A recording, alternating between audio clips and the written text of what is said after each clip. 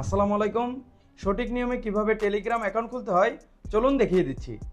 ওকে, আপনার mobile scan আসার পর সরাসরি আপনি গুগল প্লে স্টোরে চলে আসবেন। প্লে স্টোরে আসার পর আপনি টেলিগ্রাম লিখে সার্চ দিলে আপনার টেলিগ্রাম অ্যাপসটি চলে আসবে। এই অ্যাপসটি ইনস্টল করে আপনি ওপেন অপশনে ক্লিক করে দিবেন।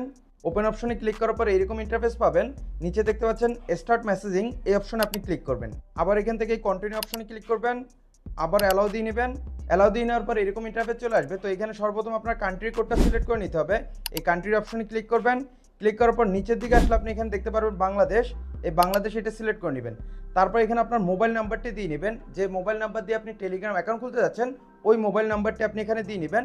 এবং নাম্বার দেওয়ার সময় আপনাকে জিরো দিতে হবে না, জিরো বাদ দিয়ে বাকি ডিজিটগুলো আপনি দিয়ে নেবেন। মোবাইল নাম্বার দিয়ে দেওয়ার পর নিচে এই পরবর্তী অপশনে ক্লিক করবেন। আবার এখানে কন্টিনিউ অপশনে ক্লিক করবেন। আবার অ্যালাউ দিয়ে নেবেন। অ্যালাউ দিয়ে দেওয়ার পর পরবর্তী অপশনে এরকম ইন্টারফেস চলে আসবে। এখানে মূলত আপনার একটি জিমেল আইডি দিয়ে নিতে হবে। তো নিচের দিকে আপনি দেখতে পাচ্ছেন সাইন ইন উইথ গুগল, এই অপশনে ক্লিক করবেন।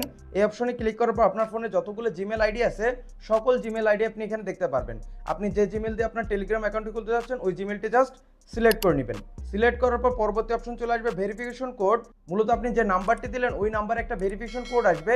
ওটা আপনাকে এসএমএস এর মাধ্যমে দিয়ে দিতে পারে অথবা আপনাকে কল করতে পারে। কল আসলে আপনি কলটি রিসিভ করবেন। কলটি রিসিভ করার পর আপনি লাউড স্পিকারে দিলে তারা কোড আপনাকে বলে দিবে। তো আপনি এখানে কোডটি বসিয়ে দেবেন এবং আপনার এখানে প্রথমবারে যদি কোড না আসে তখন আপনি নিচের দিকে একটা অপশন পাবেন সেন্ড কোড অ্যাগেন।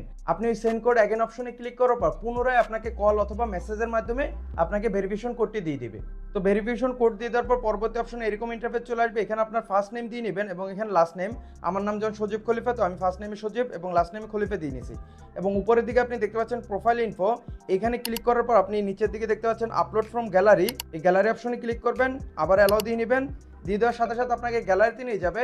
এখন আপনি টেলিগ্রামে যে ছবিটা আপনার প্রোফাইল পিকচার হিসাবে দিতে যাচ্ছেন ওই ছবিটা আপনি এখান থেকে সিলেক্ট করে নেবেন। ছবি সিলেক্ট করার পর এরকম ইন্টারফেস চলে আসবে। তো এখান থেকে আপনি জুম ইন অথবা জুম আউট করে আপনি ছবিটি পজিশন মতো বসিয়ে নেবেন। বসিয়ে নেওয়ার পর নিচের দিকে টিকমার্ক, এই অপশনে ক্লিক করবেন।